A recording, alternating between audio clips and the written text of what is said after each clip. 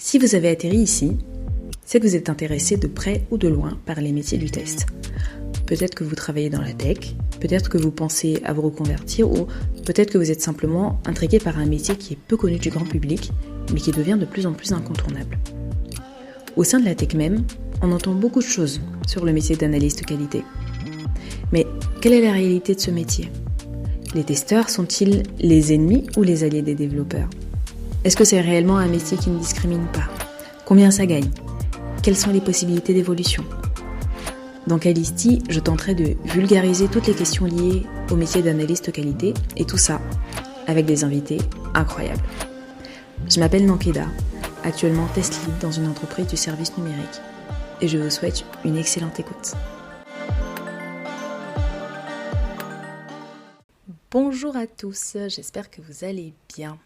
Alors, vous l'avez vu dans le titre, aujourd'hui on va parler argent, on va parler de money, de flouze, de bif, de briques, etc., etc. Le travail nous permet tout un tas de choses, mais la raison principale pour laquelle les gens travaillent, c'est bien sûr l'argent. Il faut se nourrir, il faut se loger, il faut s'habiller et se faire plaisir, et le monde dans lequel on vit ne fonctionne pas vraiment avec du troc. On va rentrer très vite dans le vif du sujet.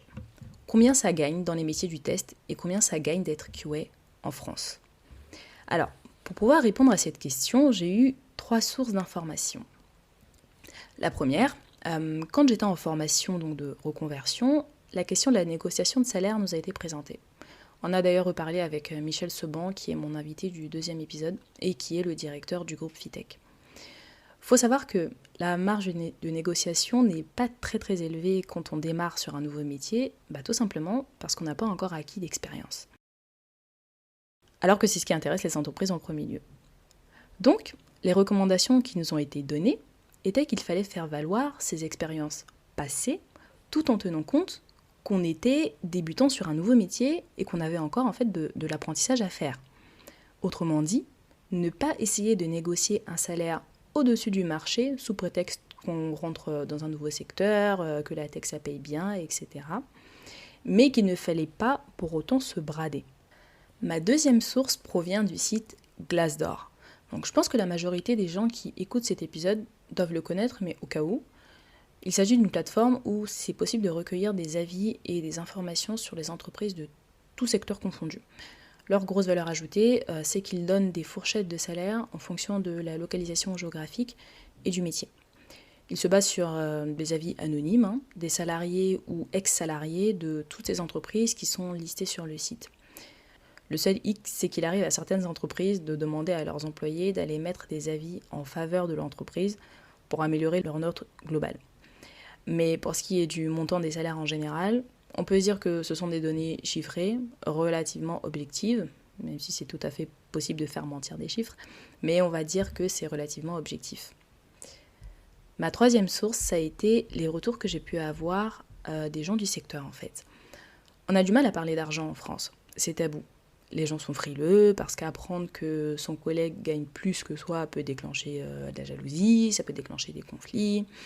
Et ça, c'est dû au fait que beaucoup de personnes ont l'impression d'avoir une meilleure position sociale si elles gagnent plus d'argent. Ce qui, quelque part, n'est pas faux parce que, en fait, c'est une question de niveau de vie aussi. Mais c'est comme si on retirait quelque chose à la personne qui vient d'apprendre que son collègue gagnait plus qu'elle. Alors que bon, chacun fait sa vie et si un tel a réussi à négocier un meilleur salaire, c'est tant mieux pour lui ou tant mieux pour elle, quoi. Donc moi, j'ai tendance à poser la question, tout simplement, pour mon information personnelle, et justement pour savoir où je peux me situer compte tenu de mon expérience. Alors, voilà ce que j'ai fait comme constat. En sortant de formation, si on est salarié, il est possible, aujourd'hui en 2023, d'être dans une fourchette de salaire de 33 à 36, 37 000 euros annuels bruts. Je rappelle que je suis en région parisienne. Si on sort de région parisienne, la fourchette de salaire forcément va être plus basse parce que le niveau de vie est...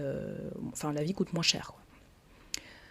Après 2-3 ans d'expérience, certaines personnes choisissent de changer d'entreprise justement pour effectuer un gap de salaire.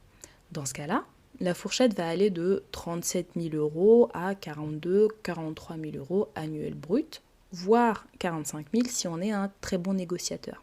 Bien sûr, ça va de soi que plus l'expérience augmente, plus il est possible de gagner plus et dépasser éventuellement les 50 000 € annuels bruts. Attention quand même, parce que ça va avec une hausse de responsabilité.